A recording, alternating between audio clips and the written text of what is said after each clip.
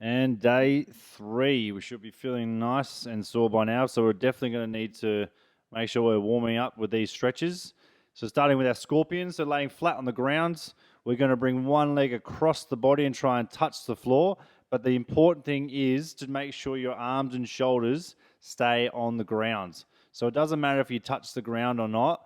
You ideally want to make sure that your shoulders stay flat on the ground, and we're just stretching out to sort of put some pressure on those hip flexors and our torso as well.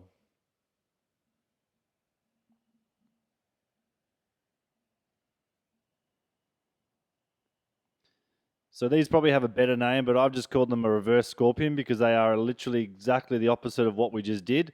So we are on our back, we're crossing that leg over, trying to touch the ground, but once again, we are making sure the shoulders and our arms stay flat on the ground. So this is a good one for our lower back and for our glutes, and we're just staying moving with these two stretches, so it's a bit of an active stretch as much as anything. Last one is our child position into the cobra.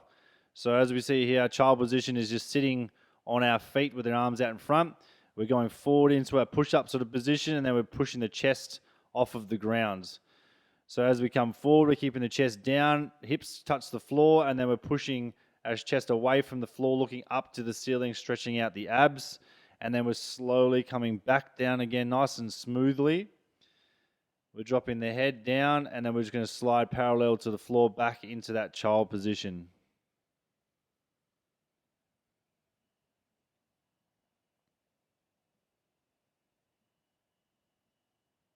Okay, so round 1, 4 rounds, 20 seconds rest between each round, starting with our front foot elevated lunge.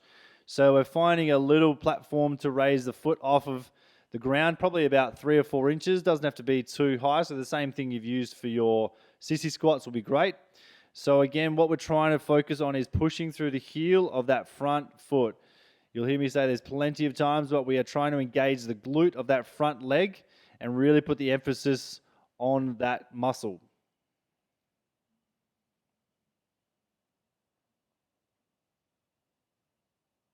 Second exercise is our curtsy squats. So as you can see here, I'm in a squat position.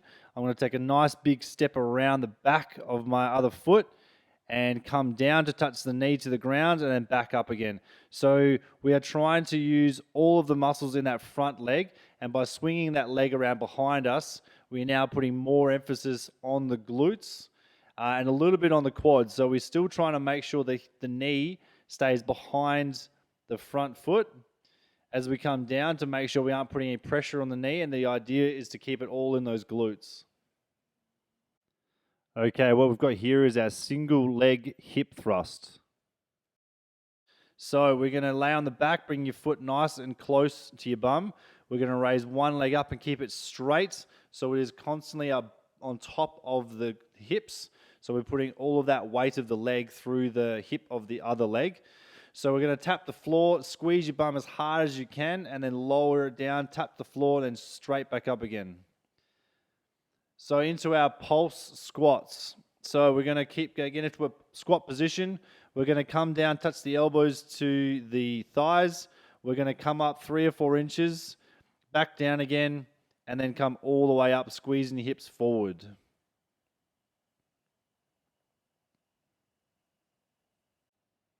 All right, round 2, 4 rounds, 20 seconds rests.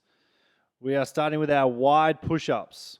So as you can see with my hands here, my fingers are sort of facing out in sort of a 45-degree angle because we want to try and replicate a chest fly as if we're laying on a bench and we're putting those arms out nice and wide. So we're going to come down, touching the hips and the chest to the ground at the same time, just like with our diamond push-ups, all the way down, and we're squeezing the elbows in towards each other to try and bunch the chest up.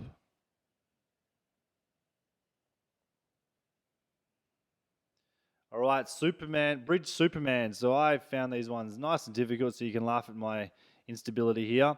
So into our bridge position, which is basically a plank, but we're on our hands instead of on the elbows. We're going to raise one arm up off of the ground into a straight position and the opposite leg. So we're really trying to bring the leg and the arm up as high as we can, So this is very much a core exercise as it is much a front shoulder and a glute squeeze at the same time.